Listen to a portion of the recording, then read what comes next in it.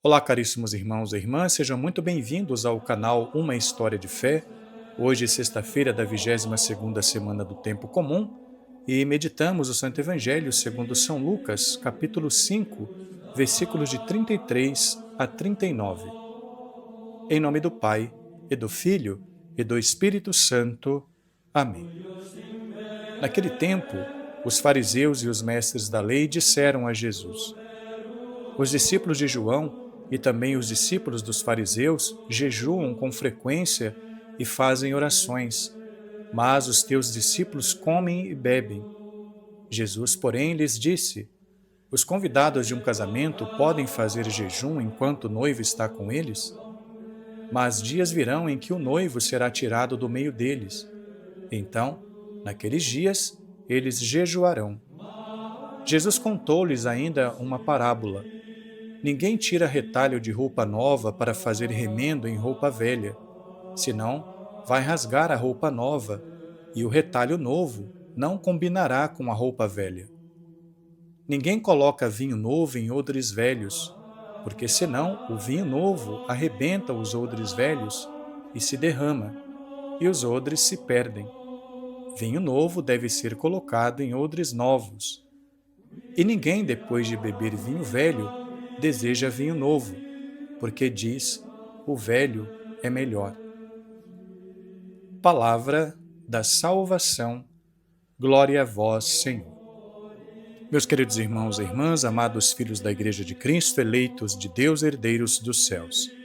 No Santo Evangelho de hoje, São Lucas nos relata uma distinção na prática do jejum entre os discípulos de João e os discípulos dos fariseus, que jejuam, e os discípulos de Jesus, que não jejuam. E quem chama a atenção de Jesus em relação a isso são dois grupos que se opõem a ele, os fariseus e os mestres da lei. Então Jesus responde à pergunta deles, dando dois exemplos. O primeiro, ele elabora uma pergunta usando uma metáfora sobre a festa de casamento e pergunta: Pode os convidados fazerem jejum enquanto o noivo está com eles? A resposta é não. O fato de os discípulos de Jesus não jejuarem era em si mesmo o testemunho de que o noivo, Jesus, estava no meio deles. Ora, Jesus é o noivo. Os convidados são todos aqueles que aceitaram o seu convite de mudança de vida, de conversão, o aceitaram como seu Senhor e Deus, foram batizados e buscam fazer a sua vontade nessa vida. Esses são membros da noiva, que é a sua igreja. O noivo Jesus é também o Messias, aquele que vem dar a vida pela igreja, sua noiva, selando no madeiro da cruz e na sua ressurreição e ascensão a vitória definitiva para os filhos dessa igreja. Quando o noivo não estiver mais no meio deles, então jejuarão.